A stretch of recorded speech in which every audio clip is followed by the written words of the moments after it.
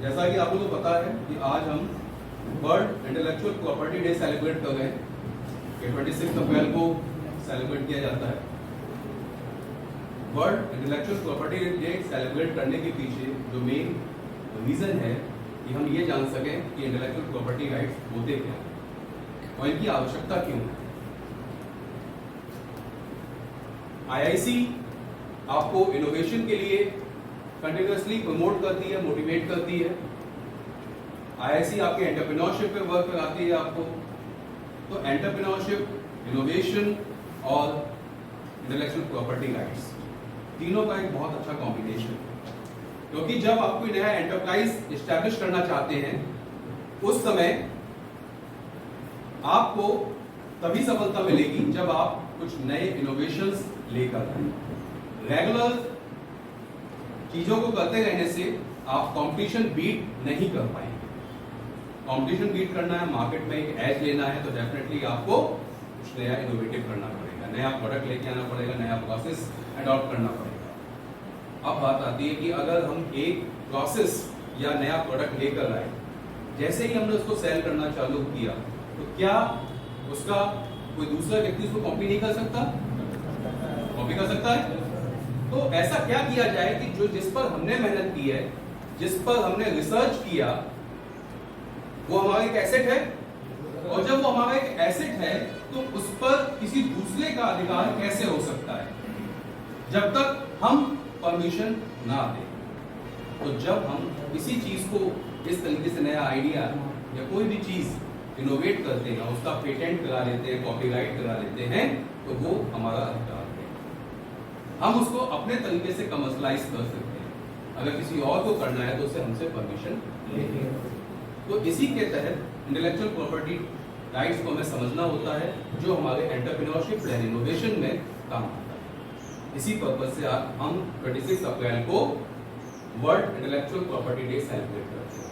इसी सीरीज में आपको आगे और अपने नॉलेज से इनलाइट करने के लिए मैं अभिषेक सिंह, जो कि विवेकानंद कॉलेज ऑफ एजुकेशन में बीबीए के हेड हैं, उनको आमंत्रित करता हूं कि वो आपको यहाँ पर आकर इससे रिलेटेड कुछ और नई जानकारियाँ दें। अभिषेक सर।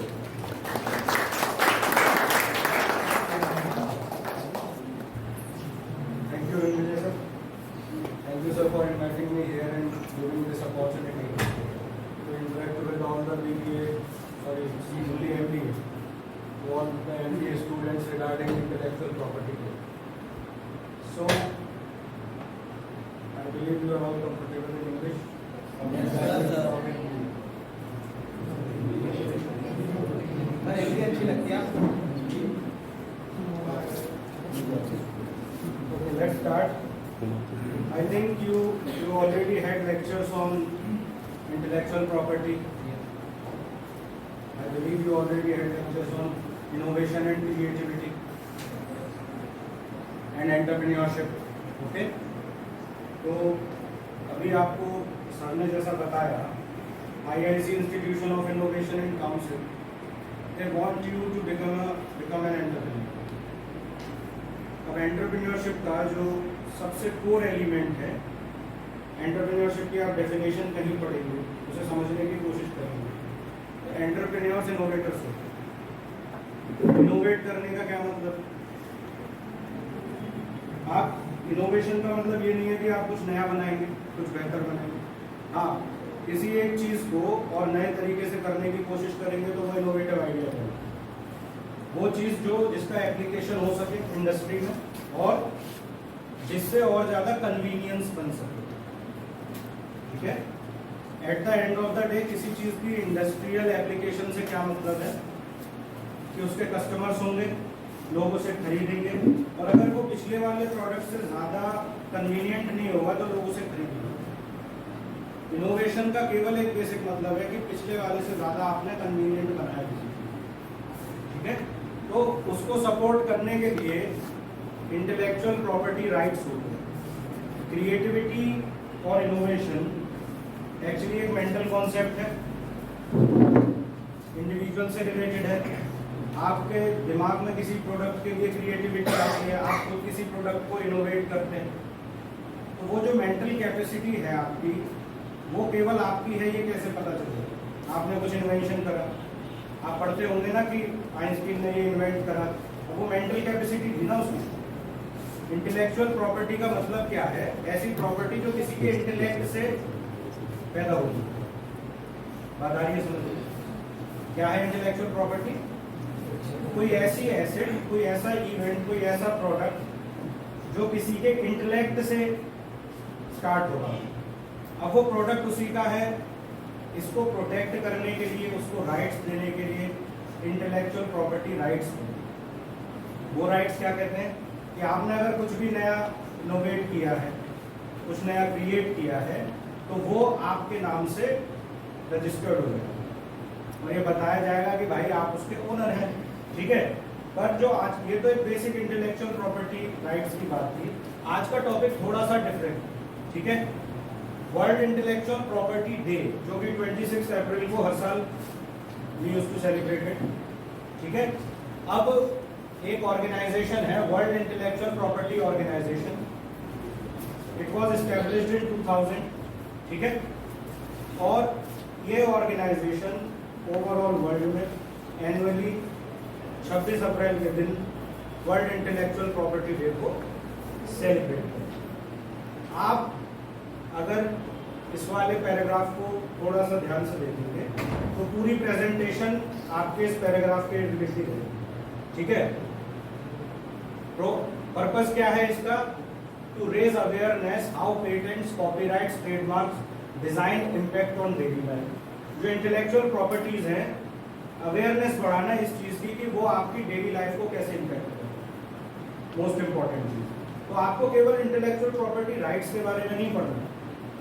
आज का जो दिन आप सेलिब्रेट कर रहे हैं 26 अप्रैल को जो इवेंट था, या हम आज जिस चीज के लिए गैदर हुए हैं, वो केवल आपको इंटेलेक्चुअल प्रॉपर्टी राइट्स के बारे में नहीं बता रहा। इंटेलेक्चुअल प्रॉपर्टी राइट्स का रिलेशन क्या है एंटरप्राइजेस से, इंटेलेक्चुअल प्रॉपर्टी राइट कैसे इकोनॉमिक ग्रोथ में काम करती है, आपकी डे टू डे लाइफ में इंटेलेक्चुअल प्रॉपर्टी राइट्स कैसे कनेक्टेड हैं, ठीक है। इस बारे में आपको समझना। तो क्या करना है? To raise awareness of how intellectual right influence on daily life. Second point, to celebrate creativity and the contribution made by creators and innovators. हम लोग सेलिब्रेट करते हैं क्रिएटिविटी को। क्रिएटिविटी एक बहुत इंपॉर्टेंट कॉन्सेप्ट है, ठीक है।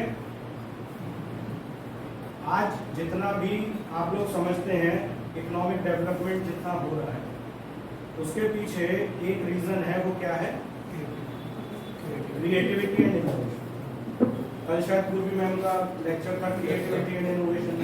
तो आपने बहुत सारे प्रोडक्ट्स देखे, उनकी इनोवेशन के स्टेप्स देखे, स्टेजेस देखे। तो वो जो इनोवेट हो रहे हैं वो कैसे हो रहे हैं? With the help of creativity, ठीक है। यहाँ तक बात आ रही है समझ?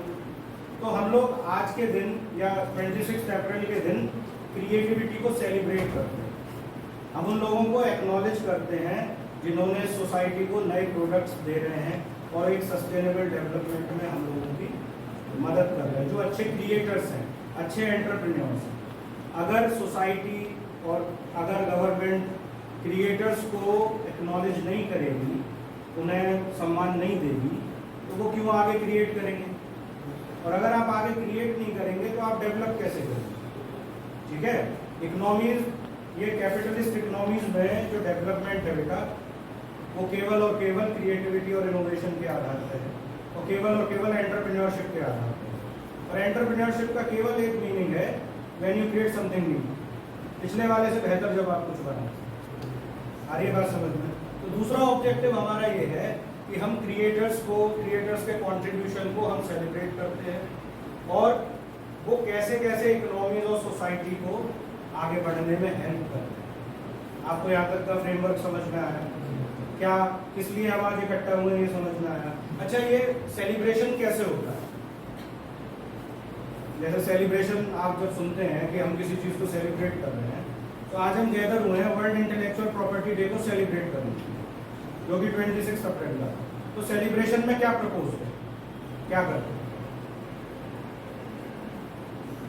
जितनी भी फर्म्स इंटरनेशनल ऑर्गेनाइजेशन से कनेक्टेड हैं, चाहे वो लॉ फर्म्स हैं, ठीक है, चाहे IIC थे, या जो फर्म्स एंटरप्रेन्योरशिप को प्रमोट करना चाहती हैं, वो फर्म्स क्या करती हैं, वो सेलिब्रेट करती हैं, वो कॉन्फ्रेंसेस कराती हैं, इवेंट्स कराती हैं, एग्जीबिशंस कराती हैं, वर्कशॉप्स कराती हैं, वेबिनार्स कराती हैं। इसलिए to create awareness regarding intellectual properties and their role in the economic development and monitoring.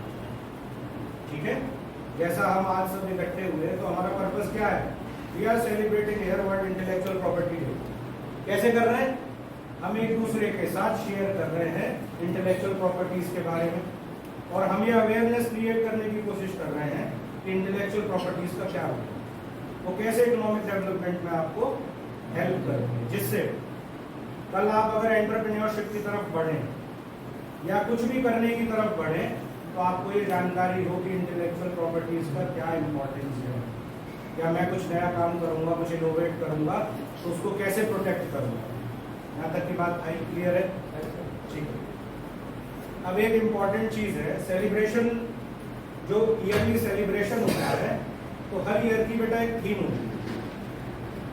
ठीक है, हर ईयर की एक थीम होती है, और वो थीम कौन सी होती है, जो उस साल का जो सबसे रेलेवेंट और इम्पोर्टेंट चीज होती है वो उसकी थीम होती है। फॉर एग्जाम्पल 2021 में जो थीम थी IP and SME, small and medium enterprise, intellectual properties and SME, ये 2021 का थीम था। 2022 का थीम था IP and youth, intellectual properties and youth. 23 का थीम था वुमेन एंड IP, एंड 24 का थीम है intellectual property and SDGs। SDGs क्या है, सस्टेनेबल डेवलपमेंट गोल्स। तो आपको इस साल जो अवेयरनेस क्रिएट करनी है वो in relation to intellectual property and sustainable development goals के साथ। ठीक है, अब ये बहुत इंपॉर्टेंट चीज है, इसके लिए आपको दो चीज समझनी पड़ेगी। सबसे पहले एक तो सस्टेनेबल डेवलपमेंट गोल्स क्या है, ठीक है, और दूसरी चीज IP क्या है, और ये दोनों कैसे कनेक्टेड है और कैसे ये साइमल्टेनियसली इकोनॉमिक या एंटरप्रेन्योरियल ग्रोथ को आगे बढ़ा रहे हैं। बस इतना सही काम। ठीक है, देखिए जरा सस्टेनेबल डेवलपमेंट गोल्स देखिए, there are total 17 sustainable development goals. ठीक है, आप इनको देखेंगे तो ये बहुत बेसिक गोल्स हैं। सस्टेनेबल का क्या मीनिंग है, बिकॉज वी आर डेवलपिंग, तो डेवलप करते करते कुछ चीजें ऐसी हुई हैं जो एनवायरनमेंट के लिए ठीक नहीं। कैपिटलिस्ट इकोनॉमी जब डेवलप होती है तो गरीब लोग और गरीब होते हैं, अमीर लोग और अमीर होते हैं, तो एक सोशल इक्वालिटी भी उससे हार्म होती है। ठीक है, तो सस्टेनेबल डेवलपमेंट गोल्स का क्या मतलब है कि हम ऐसे डेवलप करें, ऐसा जो डेवलपमेंट जो सस्टेनेबल है। अभी तक का जो डेवलपमेंट है आपका वो सस्टेनेबल नहीं है। क्यों सस्टेनेबल नहीं है, उसकी वजह से क्लाइमेटिक चेंज हो रहा है, उसकी वजह से एनवायरनमेंट डिप्लीट हो रहा है, उसकी वजह से कई चीजें खराब हो रही है, तो वो सस्टेनेबल ही नहीं है। अगर क्लाइमेट ठीक नहीं रहेगा, अर्थ नहीं रहेगी, तो ये बिजनेस कैसे रहेगी। तो जो पर्पस है हमारा सारे बिजनेस का या पूरी दुनिया का, वो है कि हमारे पास सस्टेनेबल डेवलपमेंट गोल्स होने चाहिए, और इनको हमें 2030 तक अचीव करना है। ठीक है, 2030 तक हमें इनको अचीव करना है। तो आप अगर इन्हें देखने की कोशिश करेंगे तो ये quality education, gender equality, clean water, eradication of poverty, ये बहुत बेसिक चीजें हैं। इनको अचीव करने का हमारा 2030 तक गोल है, हमारा नहीं पूरी दुनिया का गोल है। ठीक है, अब इनको क्योंकि ये सस्टेनेबली अचीव हो, हमारा पर्पस वो है। इसीलिए आपने सुना होगा आजकल हर कॉन्सेप्ट के साथ ग्रीन का यूज हो रहा है, ग्रीन एनर्जी। फॉर एग्जाम्पल आप इलेक्ट्रिक व्हीकल यूज कर रहे हैं, सोलर एनर्जी यूज कर रहे हैं, क्या ये सस्टेनेबल है? जो आप यूज कर रहे थे वो सस्टेनेबल था? आप जो पेट्रोल यूज कर रहे हैं एज अ फ्यूल सस्टेनेबल है? नहीं है। आप जो बिजली यूज कर रहे हैं, कोल से बना रहे हैं, वो सस्टेनेबल है? नहीं है। लेकिन जो आप सोलर एनर्जी यूज करेंगे वो सस्टेनेबल है। इसीलिए आपका जो देश है या सारी इकोनॉमी है ऐसे रिसोर्सेज की तरफ जा रही है जो सस्टेनेबल हो। सस्टेनेबल होने का सीधा मतलब है कि जिनको हम यूज भी करें और जिनसे हमारा कोई नुकसान नहीं हो। क्लियर? ठीक है, तो ये हमारे सस्टेनेबल डेवलपमेंट गोल्स हैं। अब इसके बाद थोड़ा सा इंट्रोडक्शन लेते हैं हम SDGs और IPR का। तो sustainable development goals 17 sustainable goals हैं जो United nation general assembly in 2015 ये डिसाइड करे गए थे कि हम इन 17 डेवलपमेंट गोल्स पर काम करेंगे। यूनाइटेड नेशंस के लगभग सारे देश मेंबर हैं, 198 कंट्रीज मेंबर हैं। तो उन सबका ये ऑब्जेक्टिव है कि 2030 तक वो इन सस्टेनेबल डेवलपमेंट गोल्स पर काम करें। ठीक है। SDG aim to address various global challenges including poverty, inequality, climate change, environmental degradation, peace and justice। ये बहुत बेसिक कॉन्सेप्ट है। पॉवर्टी हटनी चाहिए, इन्वायरमेंट सबसे इम्पोर्टेंट कॉन्सेप्ट है, ड्रिंकिंग वाटर होना चाहिए साफ सुथरा, क्वालिटी एजुकेशन होनी चाहिए। इन सारे टॉपिक्स पर आपका ध्यान था सस्टेनेबल डेवलपमेंट गोल्स का, और इनको 2030 का टारगेट दिया गया था हर देश को कि हमको बाई 2030, जैसे आपने पेरिस एक्ट के बारे में सुना होगा, तो वहाँ कार्बन एमिशन रिड्यूस करने की बात हुई थी कि भाई आप कार्बन एमिशन रिड्यूस करते हुए कैसे डेवलप करेंगे, तो वो भी इसी का एक पार्ट है। ठीक है। तो 2030 तक सारे देश कोशिश करेंगे कि हम इन सस्टेनेबल डेवलपमेंट गोल्स के दायरे में रह के अपना डेवलपमेंट करें। ठीक है। थोड़ा इंटेलेक्चुअल प्रॉपर्टी राइट्स के बारे में देख लेते हैं। Intellectual property rights are the legal rights that protect creation of mind such as invention, literary work, artistic work, symbols, names and design। जो भी anything which comes out from the intellect of the human can be protected by intellectual property rights। ठीक है। intellectual property rights आपको अधिकार देते हैं कि जो भी आपके इन्वेंशंस हैं, कोई लिटरेरी वर्क है, कोई आर्टिस्टिक वर्क है, आपने कोई पोएम लिखी है, आपने कुछ इन्वेंट करा है, आपने कोई मूवी बनाई है, तो सबके राइट्स होते हैं। ठीक है। आपने कोई बुक लिखी है, ठीक है, आपने कुछ नया इनोवेट करा है, तो सारी चीजों के राइट्स होते हैं। ठीक है। क्लियर हुई ये बात है। अब ये कॉपीराइट्स होते हैं, ट्रेडमार्क्स होते हैं, पेटेंट्स होते हैं, trade secrets, industrial design etcetera, ये सारे इंटेलेक्चुअल प्रॉपर्टी राइट्स हैं। ये अलग अलग इंटेलेक्चुअल प्रॉपर्टी को प्रोटेक्ट करते हैं। एक एक करके सबको देख लेते हैं। सबसे पहले होते हैं पेटेंट। पेटेंट आप हमेशा कोई नया जब इन्वेंशन होगा तो आप उसका क्या करेंगे, इन्वेंशंस को प्रोटेक्ट करने के लिए पेटेंट कराएंगे। और बेसिक चीज है, क्लियर है। सबके चीजों के क्योंकि इंटेलेक्चुअल वर्क अलग अलग होते हैं तो सबको कैटेगराइज कर दिया गया है। ठीक है। हर एक कैटेगरी के लिए अलग अलग राइट्स हैं। इन्वेंशंस को प्रोटेक्ट करने के लिए आप उन इन्वेंशंस का क्या कराते हैं, पेटेंट कराते हैं। ये हो गई बात यहाँ पर। For example electric vehicle battery technology.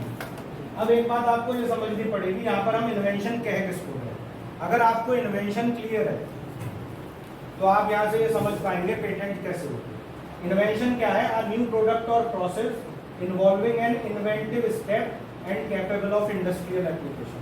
Most important point है, any new thing which is capable of industrial application. अगर किसी आपने कुछ नई चीज इन्वेंट करी, अगर उसकी इंडस्ट्रियल एप्लीकेशन नहीं है तो वो पेटेंट नहीं मिल सकता। शायद उसको इंटेलेक्चुअल प्रॉपर्टी राइट में इंक्लूड नहीं करा जाएगा। इंडस्ट्रियल एप्लीकेशन से क्या मतलब है, प्रॉफिट बनाती है। Hold on. कोई भी चीज का प्रॉफिट बनाने का मतलब ही ये है कि उसकी इंडस्ट्रियल एप्लीकेशन है। बात आई समझ में। इंडस्ट्रियल एप्लीकेशन का मतलब क्या है कि उस प्रोडक्ट को बेचा जा सकता है, वो प्रोडक्ट कस्टमर को आगे कन्वीनियंस पहुंचाएगा। तो ऑब्वियसली वो अगर प्रोडक्ट है तो प्रॉफिट तो बनाएगा ही। तो बेसिक उसका बिजनेस यूटिलाइजेशन होना ही तो जरूरी है। अदरवाइज आपका कोई भी इन्वेंशन जनरल पब्लिक के किसी काम में ही नहीं आएगा। तो आपका जो इन्वेंशन है आपके घर पे रखा है। ठीक है। तो पेटेंट कराने के लिए मोस्ट इंपॉर्टेंट चीज क्या है कि उसका इंडस्ट्रियल एप्लीकेशन होना चाहिए। अच्छा, इसका दूसरा पहलू एक ये भी है कि अगर किसी चीज का इंडस्ट्रियल एप्लीकेशन नहीं है और उससे कोई प्रॉफिट नहीं बनना तो कोई उसे कॉपी क्यों करेगा फिर। बेसिक सी बात है ना। तो इंडस्ट्रियल एप्लीकेशन बहुत इंपॉर्टेंट है। अगर आप कुछ नया इनोवेट करते हैं तो इनोवेट करने का बेसिक बहुत मतलब क्या है, कोई नया प्रोडक्ट या प्रोसेस या पिछले वाले प्रोडक्ट में ही आपने कुछ नया इनोवेट करा है। एक कहावत है, एक सेइंग है कि कोई भी जो अच्छा बिजनेसमैन होता है वो कुछ नया काम नहीं करता, वो पुराने काम को ही कुछ बेहतर तरीके से करने की कोशिश करता है। ठीक है।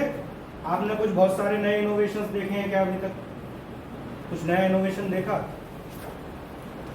या कुछ नया इन्वेंशन देखा? कोई एकदम नई चीज निकलती है तो उसको इन्वेंशन बोलते हैं। इनोवेट ही तो हो रहा है। आपने ऑटोमोबाइल इंडस्ट्री को देख लीजिए, कार का इनोवेशन ही तो हो रहा है, ग्रेजुअल इंप्रूवमेंट ही तो हो रहा है हर चीज का। जो ये पावर के रिसोर्सेज आए हैं या एनर्जी के रिसोर्स आए हैं, इनका डेवलपमेंट ही तो हो रहा है। तो इनोवेशन ही तो हो रहा है, पुरानी चीज को बेहतर ही तो बनाया जा रहा है। ये जो लैपटॉप है, पुराने कंप्यूटर से जनरेशन बाय जनरेशन बेहतर ही तो हो रहा है। तो यार क्या ये कुछ नई चीज बनी है? क्या है? ये पुरानी ही चीज, लेकिन उसको इनोवेट करके इंडस्ट्रियल यूज के लिए और बेहतर तैयार करा जाना है, इनोवेशन कहलाता है। अब ये प्रोसेस का भी हो सकता है और ये प्रोडक्ट का भी हो सकता है। और अगर आपने किसी चीज में इनोवेशन करा तो आप उस इनोवेशन को दर्ज करा सकते हैं थ्रू इंटेलेक्चुअल प्रॉपर्टी राइट्स। आप ऐसा पेटेंट उसको रजिस्टर करा लीजिए, फिर उसको कोई और कॉपी नहीं करेगा, ठीक है? और वो इनोवेशन आपके नाम से रजिस्टर्ड हो जाएगा कि साहब ये वाला इनोवेशन है। क्लियर है यहाँ तक बात? दूसरा है कॉपीराइट्स। कॉपीराइट्स का बेसिक मतलब है, टर्म से आपको समझ में आएगा, कॉपी करने का राइट। अगर आपने कोई लिटरेरी वर्क करा है, फॉर एग्जाम्पल आपने कुछ लिखा है, डायरेक्टर ने किसी ने कोई मूवी लिखी है, आपने कोई पोएम लिखी है, शेक्सपियर ने कितने सारे ड्रामा लिखे, तो उन पे नाम चलता है ना कि ये विलियम शेक्सपियर के हैं। तो वो कैसे चल रहा है? वो कॉपीराइट है। आप अपने नाम से लिख के क्यों नहीं छापते? कॉपीराइट का बेसिक मतलब, कॉपीराइट ऐसा इंटेलेक्चुअल प्रॉपर्टी राइट है जो लिटरेरी वर्क के लिए यूज होता है, ठीक है? For example, work covered by copyright range from books, music, painting, sculptures and films, ठीक है? कंप्यूटर के गेम्स। तो जो भी लिटरेरी वर्क है उसको कॉपी ना करा जा सके, उसके लिए हम कॉपीराइट का यूज करते हैं। यहाँ तक बात क्लियर है? थर्ड इंटेलेक्चुअल प्रॉपर्टी राइट आती है ट्रेडमार्क्स। ट्रेडमार्क्स वो मार्क्स होते हैं जो डिफरेंशिएट करते हैं एक बिजनेस को दूसरे बिजनेस से। फॉर एग्जाम्पल, एडिडास का, नाइक का साइन है, एडिडास का साइन है, ठीक है?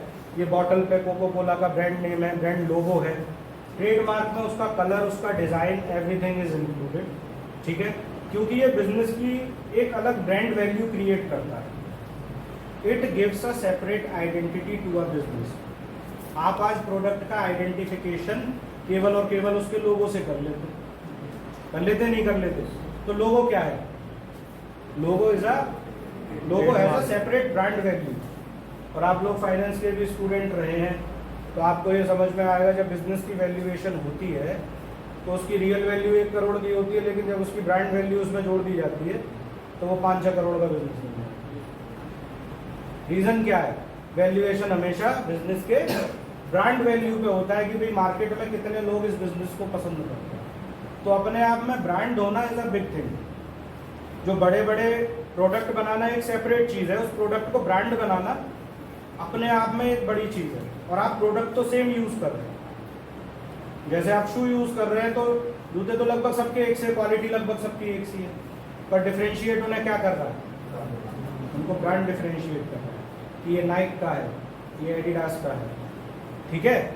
और उसी के बेसिस पे ब्रांड ही एक ऐसी चीज है जिसके लिए आप ज्यादा पे करने के लिए तैयार होते हैं। तो टेक्निकली देखा जाए तो बिजनेस को पैसा कौन बना के दे रहा है, डिफरेंशिएट कौन कर रहा है एक दूसरे से? उसका ब्रांड। कस्टमर किसको जानता है? ब्रांड। तो बिजनेस की वैल्यू किसकी वैल्यू है? ब्रांड की वैल्यू। तो ब्रांड को प्रोटेक्ट करना इंपॉर्टेंट है या नहीं है? बहुत बेसिक चीज है। ब्रांड को प्रोटेक्ट करने के लिए आप ट्रेडमार्क यूज करते हैं, ठीक है? ट्रेडमार्क आपको वो राइट देता है कि आप अपने बिजनेस का जो ब्रांड रजिस्टर करा लेंगे, सेम फिर उस आइडेंटिटी पर, उस लोगो पर, उस ट्रेडमार्क पर कोई और बिजनेस नहीं करेगा। आपको लीगल राइट्स मिल जाते हैं। राइट्स मिलने का केवल और केवल क्या मतलब है कि अगर कोई यूज करेगा तो वो कोर्ट जा सकता है, ठीक है? अगर मैं नाइक का साइन यूज करके कोई शू बेचूंगा तो नाइक मेरे ऊपर केस कर सकता है और बहुत हेफ्टी पेनल्टी होती है। कभी आपको अगर टाइम मिले, क्योंकि आज टाइम की कमी थी तो मैं कुछ केस स्टडीज भी लाता है इसकी, आप अगर ये समझने की कोशिश करेंगे, लीगल फील्ड में सबसे बड़ा काम इंटेलेक्चुअल प्रॉपर्टी राइट्स का है। जितने बड़े बिजनेस हैं उसमें जितने बड़े फ्रॉड होते हैं इंटेलेक्चुअल प्रॉपर्टी राइट्स के ही होते हैं। इंटेलेक्चुअल प्रॉपर्टी राइट्स से रिलेटेड बहुत बड़े बड़े केसेस होते हैं जिनमें बहुत हेफ्टी अमाउंट की पेनल्टी लगती है, बहुत बड़ी बड़ी पेनल्टी लगती है। क्योंकि अगर ब्रांड वैल्यू पे कुछ प्रॉब्लम आ रही है तो ब्रांड वैल्यू अपने आप में बहुत ज़्यादा होती है किसी प्रोडक्ट। क्लियर है यहाँ तक की बात। उसके अलावा जोग्राफिकल इंडिकेशन, अगर किसी प्रोडक्ट के साथ कोई जोग्राफिकल इंडिकेशन जुड़ा होता है तो वो भी उसकी इंटेलेक्चुअल प्रॉपर्टी है। फॉर एग्जाम्पल दार्जिलिंग टी, अब वो चाय दार्जिलिंग के नाम से मशहूर है, वहाँ की ब्लैक टी वहाँ के नाम से मशहूर है, कुछ कुछ जैसे बासमती राइस, तो ये जोग्राफिकल इंडिकेटर है। अब आप ऐसा नहीं है कि यहाँ पर उगाए हुए चावल को बासमती राइस के नाम से बेच देंगे, ठीक है, क्योंकि वो जोग्राफिकल इंडिकेटर है। ऐसा नहीं है कि मैं यहाँ पर चाय को प्रोसेस कर दूं और उसे दार्जिलिंग चाय के नाम से बेच दूं, क्योंकि वो जो बेच रहे हैं वो जोग्राफिकल इंडिकेटर है और वो उन्होंने रजिस्टर करा रखा है नहीं as a intellectual property right, ठीक है। तो आप ये भी यूज नहीं करते, जोग्राफिकल इंडिकेटर्स भी आपको इंटेलेक्चुअल प्रॉपर्टी की तरह यूज करने के लिए मिलते हैं। उसके अलावा ट्रेड सीक्रेट्स, ट्रेड सीक्रेट वो कोई भी चीज हो सकती है जो बिजनेस की यूएसपी क्रिएट कर सकती है। फॉर एग्जाम्पल आपने कभी सुना हो पेप्सी का, कोका कोला का फॉर्मूला वो कभी शेयर नहीं करते कि वो कैसे बनाते हैं ड्रिंक्स, तो वो उनके ट्रेड सीक्रेट है। ट्रेड सीक्रेट का बेसिक मतलब क्या है कि किस वजह से वो बिजनेस ट्रेड हो रहा है, ठीक है। तो ये ट्रेड सीक्रेट्स को भी हम प्रोटेक्ट करते हैं।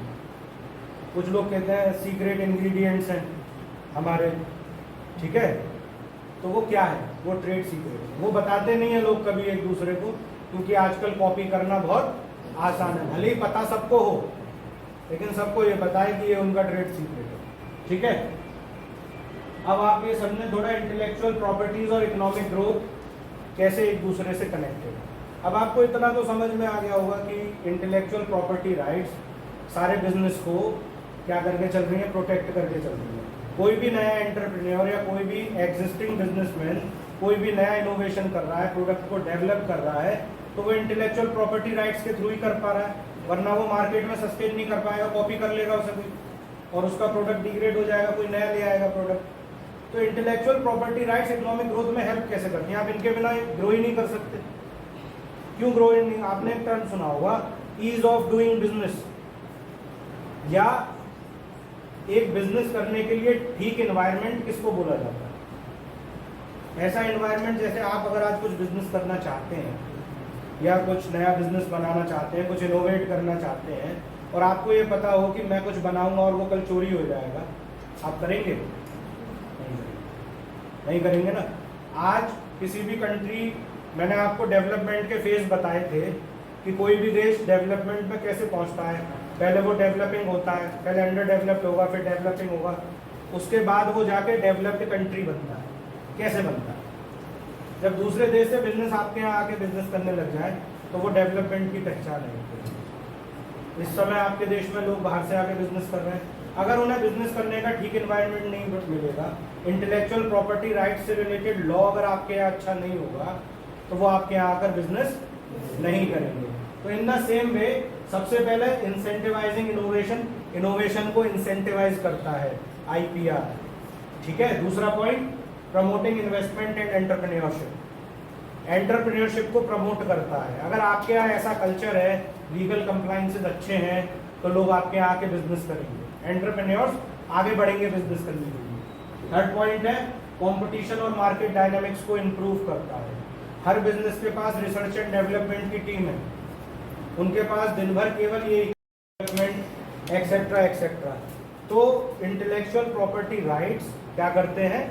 बहुत डायरेक्टली इन्वॉल्व है विद द इकोनॉमिक डेवलपमेंट। जिस कंट्री के इंटेलेक्चुअल प्रॉपर्टी राइट्स ठीक नहीं है, उस कंट्री का इकोनॉमिक डेवलपमेंट होना बहुत मुश्किल है, क्योंकि वहां पर ईज ऑफ डूइंग बिजनेस नहीं होगा। क्लियर है यहाँ तक की बात? अब इसके बाद कंट्रीब्यूशन देख लीजिए, आप इसको बहुत आसानी से रिलेट कर पाएंगे। अभी मैंने आपको 17 सस्टेनेबल डेवलपमेंट गोल्स बताए थे, उन गोल्स को रीच करने में इंटेलेक्चुअल प्रॉपर्टी राइट्स कैसे हेल्प कर रहे हैं देख लीजिए। Incentivising innovation and creativity, sustainable development goal 9 क्या कह रहा था? इंडस्ट्री, इनोवेशन और इंफ्रास्ट्रक्चर की बात कर रहा हूँ, ठीक है। तो इंसेंटिवाइजिंग इनोवेशन एंड क्रिएटिविटी, तो इनोवेशन और क्रिएटिविटी को ही तो सपोर्ट करते हैं इंटेलेक्चुअल प्रॉपर्टी राइट्स। तो सस्टेनेबल डेवलपमेंट गोल 9 को ये डायरेक्टली हेल्प करते हैं। उसके बाद सस्टेनेबल डेवलपमेंट गोल 17 क्या कहता है? Partnership for the goals. तो फैसिलिटेटिंग टेक्नोलॉजी ट्रांसफर, या अभी नॉलेज ट्रांसफर वाला जो हमने पॉइंट पढ़ा, कोई भी दो बिजनेस एक दूसरे से पार्टनरशिप जब करेंगे, किस किस फॉर्म में कर सकते हैं पार्टनरशिप? अमलगमेशन कर सकते हैं, मर्जर कर सकते हैं, एक साथ आके काम कर सकते हैं, वो खरीद सकता है दूसरे बिजनेस को, ठीक है। तो ये क्यों करेगा वो? जब कुछ टेक्नोलॉजी ट्रांसफर हो गई, जब कुछ सिनर्जी बनेगी, उसको कुछ फायदा होगा, उसी केस में करेगा। थर्ड पॉइंट देखिए आप, एनकरेजिंग इन्वेस्टमेंट इन सस्टेनेबल सॉल्यूशन। सारे जो 17 गोल्स थे उनका काम क्या था? सस्टेनेबल सॉल्यूशन देना। तो लगभग सारे intellectual property rights sustainable solutions की तरफ काम कर रहे थे, ठीक है। उसके बाद essential goods and services, agricultural biodiversity, इन सारे केसेस में इंटेलेक्चुअल प्रॉपर्टी राइट्स क्या कर रहे हैं? आपको सपोर्ट कर रहे हैं। तो आप थ्रू इंटेलेक्चुअल प्रॉपर्टी राइट्स क्या कर रहे हैं? सस्टेनेबल डेवलपमेंट गोल्स को अचीव कर रहे हैं। सो टू कंक्लूड, इस बार आपको इंटेलेक्चुअल प्रॉपर्टी राइट्स डे को सेलिब्रेट करने के लिए आपको अपनी अवेयरनेस को इम्प्रूव करनी है। वो किस दिशा में करनी है? कि how intellectual property rights can help in achieving sustainable development goals, ठीक है। Is it clear? Thank you so much. Any question?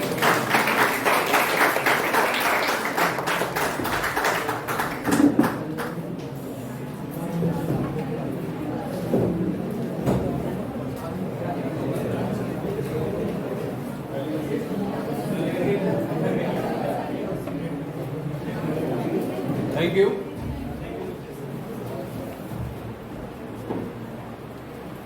एक बहुत अच्छा लेक्चर डिलीवर किया गया है और मुझे लगता है कि आप लोगों को आज का डे सेलिब्रेट करने का पर्पस क्लियर हो गया होगा। इसके साथ अभी सर अवेलेबल है, आपको कोई जानकारी चाहिए हो तो आप सर से बात कर सकते हैं। अभी कुछ दिनों में एक और वर्कशॉप होने वाली है, डॉक्टर फाजिल्का आपके बीच में होंगी और इंटेलेक्चुअल प्रॉपर्टी का एक वर्कशॉप है कंप्लीट, और हाउ टू स्टार्ट स्टार्टअप, इस पर एक बहुत अच्छी वर्कशॉप होने वाली है। एक लंबी सीरीज है हमारे पास, इसमें कंटिन्यूसली हम वर्कआउट करेंगे। तो इसी के साथ आज के इस प्रोग्राम को यहीं पर बढ़ाते हैं। आप सभी का धन्यवाद। और खास तौर से सेकेंड ईयर